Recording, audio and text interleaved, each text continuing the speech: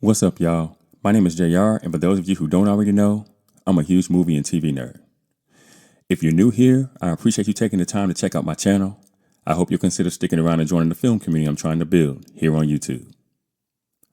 So in today's video, I'm going to be giving my reaction and review of the Hulu original film, Hold Your Breath.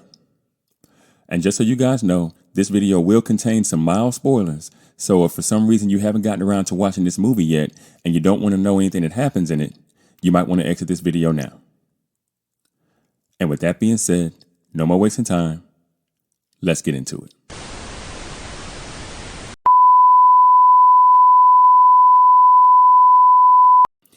Hold Your Breath is an American-made psychological horror/thriller film directed by Carrie Krause and Will Joines, and it was also written by Krause. The film stars Sarah Paulson, Amia Miller, Annalee Ashford, Alana Jane Robbins, and Ebon Moss-Baccarat. The film premiered in the special presentations section at the Toronto International Film Festival on September 12th of this year, followed by a streaming release as a Hulu original film through Searchlight Pictures on October the 3rd. Now, at the time of the making of this video, the movie has a 44% on Rotten Tomatoes based on 41 critic reviews. And there isn't a rating on the popcorn meter just yet because there are fewer than 50 verified ratings. The film has a Metascore of 49 on Metacritic based on only 8 critic reviews, and it doesn't have a user score just yet because it doesn't yet have 4 ratings. And finally, it has a 5.3 out of 10 on IMDb with just under 800 ratings. So, as you can see, this film has not been heavily rated just yet. Now, this movie is rather minimalist when it comes to the breadth of its story, taking place mostly inside and just outside of a small wooden house with a barn, surrounded by barren land. And it wasn't long before I realized that the story would focus on the fatherless family that called that house home, consisting of a mother and her 2 still living children, and her 1 dead child. So I knew that the film would have to depend mostly on the performance of Sarah Paulson to make an overall impact. Now, I thought the story beats were fairly well constructed, starting off with an opening image that felt quite peaceful and tranquil, only to quickly and sharply change, depicting the nightmarish scenario that would ultimately push the narrative forward. I thought Krause did a really good job of slowly revealing more and more information in an effort to force you to pay attention, something that I found to be strategic, given, again, the film's lack of diversity as it pertains to locations, and as you learn more and more about Margaret and her family. Now, I thought the use of intermittent dust storms plaguing the barren land of the Oklahoma Panhandle, causing famine and death all around, was a nice touch to start with, given the film's genre. I thought the writer's choice to position Margaret and her family as victims of the ubiquitous gray man, meant to be viewed as an evil spirit of some kind that could seep through walls and cracks, was interesting, and it kind of sets your expectations for the rest of the film. Then they kind of flip those expectations, upping the ante by introducing Wallace, the preacher, posing him first as a potential threat, then maybe as a friend who can help them survive their circumstances, then again as a definite threat, making you wonder if he was meant to be the physical embodiment of the gray man from the story in the book that Rose often read to Ollie.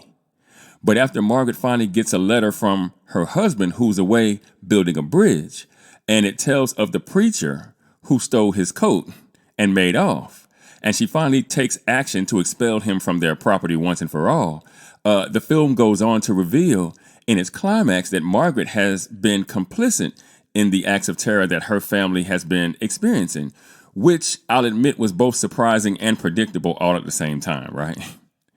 Now, I thought the dialogue in the film was fine, serviceable, consisting of the kind of vernacular that you would expect from a movie taking place in 1930s Oklahoma. Now, I thought Sarah Paulson was indeed the star of this film. She performed like one, though Amia Miller and Ebon Moss-Baccarat did a rather exceptional job in support.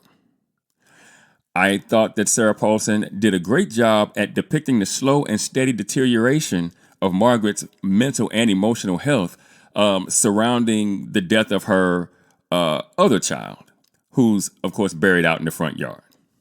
Until the big reveal and the point of fracture in the film's climax when Margaret ultimately and decisively turns on her own family.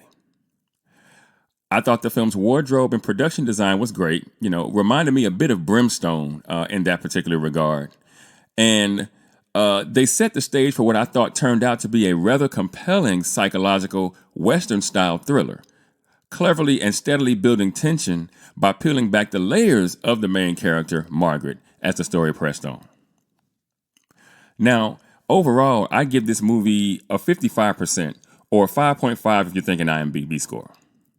Again, the movie takes a minimalist approach in the telling of this story, and I understand that for some, it can be difficult to stay engaged in such circumstances. But I believe that this movie tells a really interesting story about a fatherless family in 1930s rural Oklahoma trying to survive rather impossible conditions, and a woman coming undone after the death of one of her children as a result. Movies like this, with few main characters, tend to depend greatly on the acting. And again, like I said, Sarah Paulson knocks this particular role out of the park, in my humble opinion. I happen to think she is the main reason why this movie is better than the critics seem to think at this particular point. But what do you guys think? Have you seen Hold Your Breath yet? If you have, what did you think of it? Let me know in the comments. And for those of you that might be new to the channel, be sure to like and share this video.